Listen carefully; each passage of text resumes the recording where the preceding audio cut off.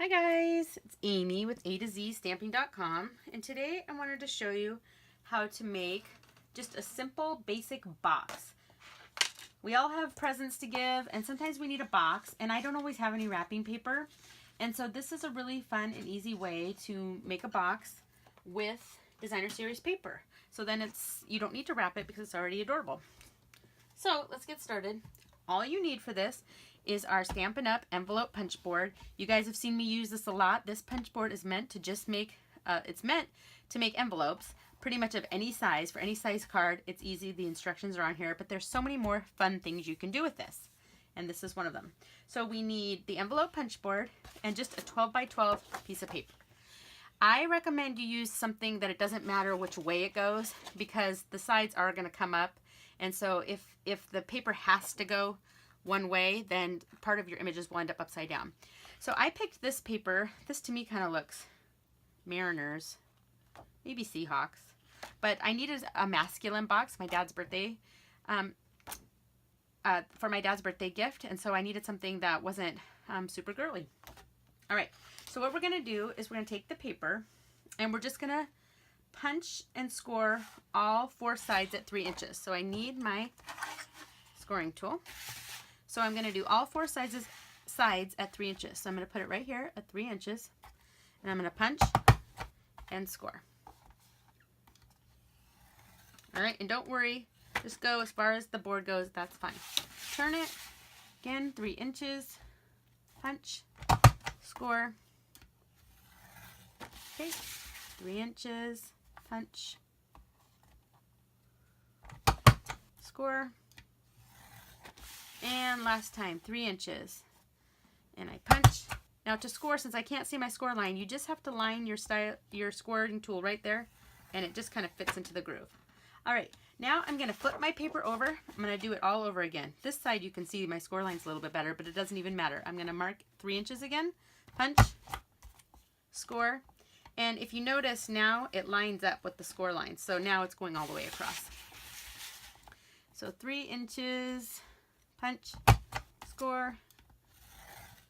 All right, 3 inches, punch, score, and 3 inches, punch, and score. All right. Okay, and I think now what I want to do is, so I have these 4 corners. I just want to give them all score lines. So you'll just line up, there's a score line right here, and you line it up right here with this score guide. But even if you couldn't see it, you'll always be able to see it. But what we're trying to do is at each tab, we want to give a score line across. So if I line it up with my score line here, and then see, I'm just going to give all 4 corners a score line. So line it up. 1, 2, let's see here. Oh, there we go. 3 and 4. All right, and now I can put this away. You can use the scoring tool to burnish, but I'm just going to use my bone folder here. So right now I want to fold all my score lines. So this is when you would decide which way is your outside. This is going to be the outside of my box. So obviously I want to score everything in. So 1, 2, 3, 4, or I guess that was just 1, 2, 1, 2. 1, 2, and 1 and 2. All right, that should be all of my lines. Okay, now this is where it gets a little tiny bit tricky. So what you're going to do is you're going to cross, I call it cross folding at the corners. So what that means is, okay, so I have it laying here. I'm going to take this edge over and I'm going to lay it down, and then I'm going to fold this one up so that it lines up perfectly. See how these line up perfectly? And the paper just kind of comes together like that. It's not hard. And so I'm going to, there we go. All right, so I've got that one. So again, I'm going to just do that again. So I fold this edge up and then turn it this way until these line up. Okay.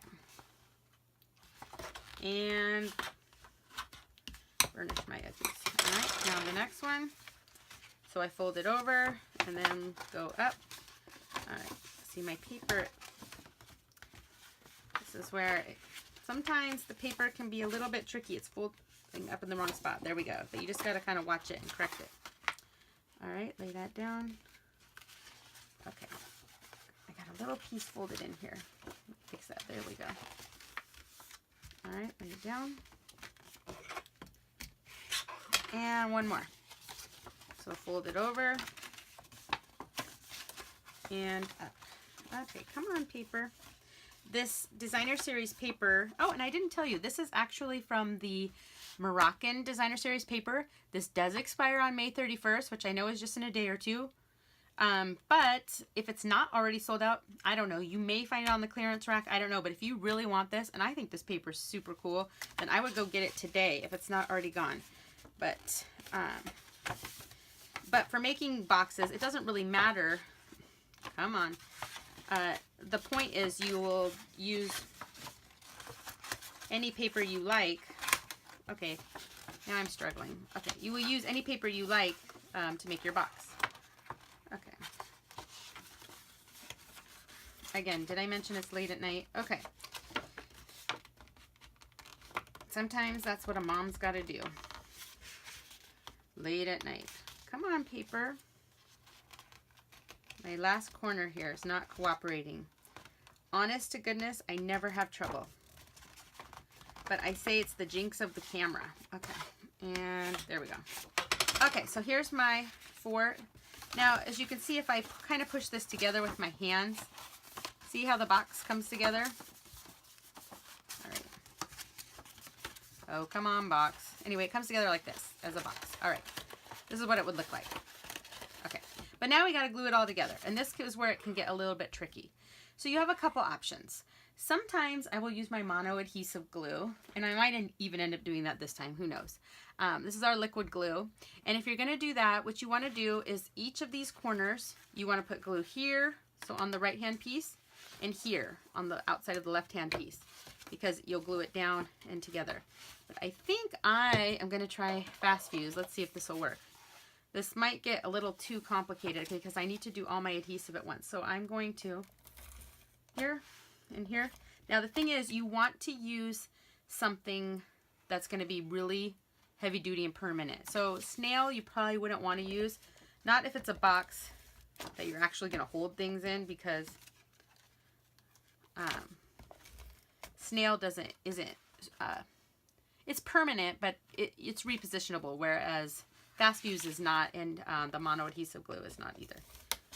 All right, and one more.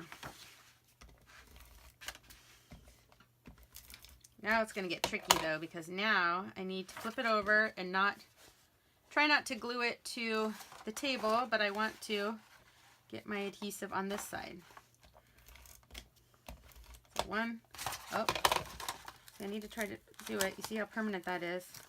I need to do it without gluing it to my table, so I have to be really careful. So one, let's see what I'm doing here.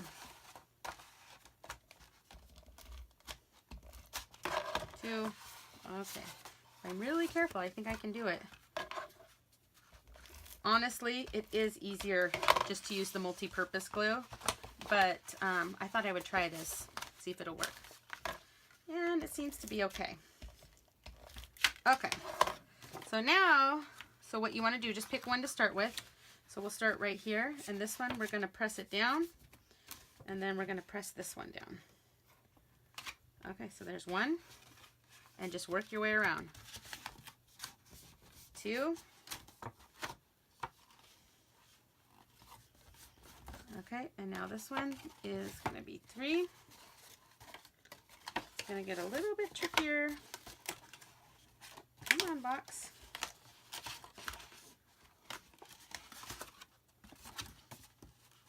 Okay. Come on, box. 3.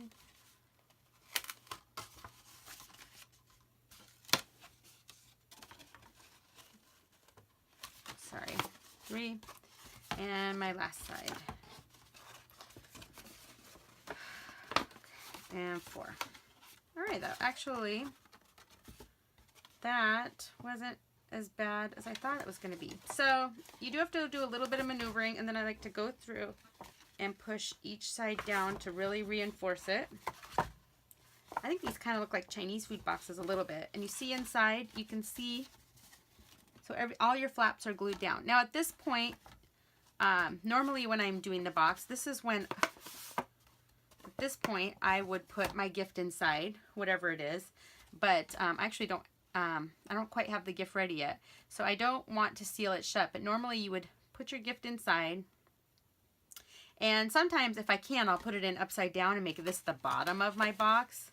But that's just sometimes. Sometimes that doesn't work with a gift. But you'll put your gift in and then carefully line it up. And since I don't want to permanently close my box, I think I'm just going to grab a tiny bit of snail adhesive right now, just so I can close it to show you guys.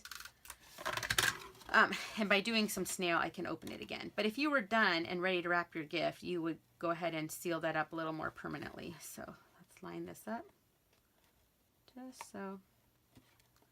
And actually, I'm going to flip it over so it lines up. Okay. And like I said, if I can get my gift in there upside down, I go ahead and do that.